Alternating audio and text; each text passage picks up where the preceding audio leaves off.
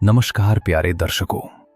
आज मैं आपको छठ पूजा की पूरी यात्रा बताने जा रहा हूं। ऐसा सफर जो आत्मा को जगाता है, मन को पवित्र करता है और जीवन में आशा का दीप जलाता है।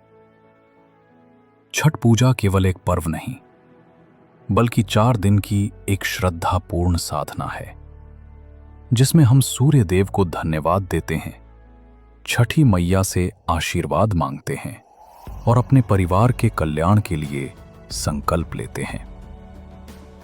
इस पटकथा में मैं आपको शुरुआत से लेकर अंत तक हर एक दिन का नियम कर्म, हर प्रसाद की वजह, घाट पर व्यवहार, समय नियम और वो भाव बताऊंगा जिससे ये व्रत केवल रूप विधान ना रहकर आपके अंदर बदलाव ला सके। पहला दिन। नहाए खाए छठ पूजा की शुरुआत नहाए खाए से होती है और ये दिन पूरी परंपरा की नींव है। इस दिन व्रती भोर में जल्दी उठकर किसी पवित्र जल में स्नान करता है। स्नान केवल शरीर की सफाई नहीं, बल्कि मन और विचारों की भी सफाई का प्रतीक है। स्नान के बाद घर की पूरी सफाई की जाती है। पूजा स्थल और रसोई को व्यवस्थित किया जाता है और सभी प्रसाद तथा बर्तन पहले से तैयार रखे जाते हैं। भोजन इस दिन सरल और सात्विक होता है, जैसे लौकी चावल या साधारण भात और दाल, जिसमें ना तो प्याज लहसुन होता है और ना ही भारी मसाले। ये भोजन पहले देवी देवताओं को अर्पित किया जाता है और उसके बाद ही व्रती ग्रहण करता है। नहाए खाए के दिन परिवार के बड़े छोटे सभी मिलकर तैयारी करते हैं। गेहूं, गुड़, चावल, केले, नारियल और सूखे मेवे को छांटते हैं। ठेकुआ बनाने की सामग्री तैयार रखते हैं और प्रसाद को पवित्रता से संभालते हैं। व्यावहारिक रूप से ध्यान रखें कि स्नान के जल का स्रोत सुरक्षित हो। घाट पर जाने की योजना पहले से बना लें और जो भी सामग्री ले जानी है उसे साफ कपड़ों में रखें, ताकि रास्ते में या घाट पर किसी प्रकार का उलझन ना हो।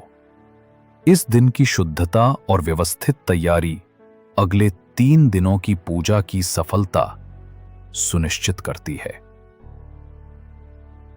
दूसरा दिन। खरना। दूसरा दिन खरना कहलाता है और ये व्रत की सच्ची परीक्षा और तपस्या का दिन है। पूरे दिन व्रती संयम और आत्मनियंत्रण का अभ्यास करता है। परंपरागत रूप से कई स्थानों पर यह निर्जला व्रत माना जाता है, यानी दिन भर पानी तक नहीं लिया जाता और शाम को सूर्य के अस्त होने के बाद घर में विशेष प्रसाद तैयार किया जाता है। शाम को गुड़ चावल से बनी खीर, रोटियां और फल प्रसाद के रूप में बनते हैं, जिन्हें पहले देवी देवताओं को अर्पित कर दिया जाता है और फिर व्रती स्वयं ग्रहण करता है। इस पारण के साथ व्रत का वास्तविक आरंभ माना जाता है। खरना के दिन घर में तैयार की जाने वाली खीर को ध्यान पूर्वक बनाना चाहिए, ताकि वो गाढ़ी, शुद्ध और पर्याप्त मात्रा में हो, क्योंकि इसे घाट पर अगले दिन ले जाना होता है। साथ ही व्रत के दौरान व्रती को शांत मन, शुद्ध शब्दों और संयमित व्यवहार का पालन करना चाहिए। यह दिन सिखाता है कि त्याग का फल अंततः सुखद होता है और मन की परीक्षा से ही श्रद्धा मजबूत होती है। रात को व्रती सामान्यतः जल्दी विश्राम करता है ताकि अगली सुबह घाट पर समय से पहुंच सके। तीसरा दिन। संध्या अर्घ्य। तीसरा दिन संध्या अर्घ्य का है और ये दिन सामूहिक भाव, कृतज्ञता और प्रकृति के सम्मेलन का अनूठा दृश्य प्रस्तुत करता है। शाम के समय पूरा परिवार और समुदाय घाट पर पहुंचता है।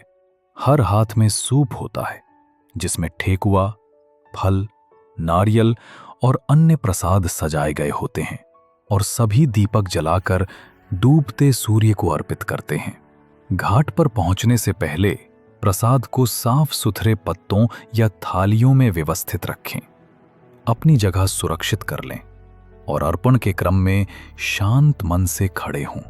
जैसे ही सूर्य अस्त होने लगे, एक शांत और एक रूप मन से जल, दूध और पुष्प के साथ अर्घ्य दें।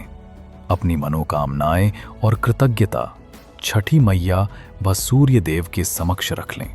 संध्या अर्घ्य का अर्थ केवल रिवाज नहीं, बल्कि ये हमें ये स्मरण कराता है कि जीवन में जो कुछ भी मिला है उसके लिए हमें धन्यवाद कहने की आदत होनी चाहिए, और जो नहीं मिला उसकी चिंता छोड़कर आशा को बनाए रखना चाहिए।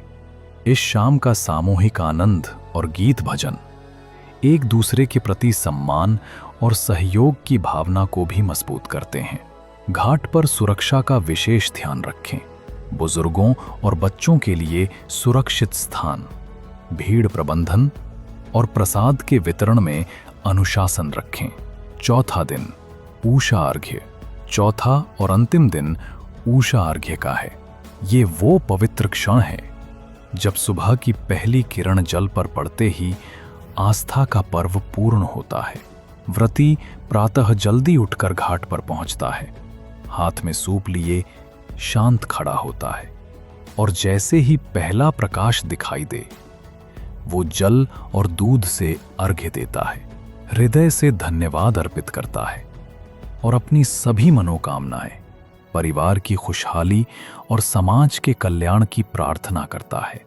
इस अर्घ्य के बाद छठी मैया की संक्षिप्त आरती होती है और फिर व्रत पारित किया जाता है।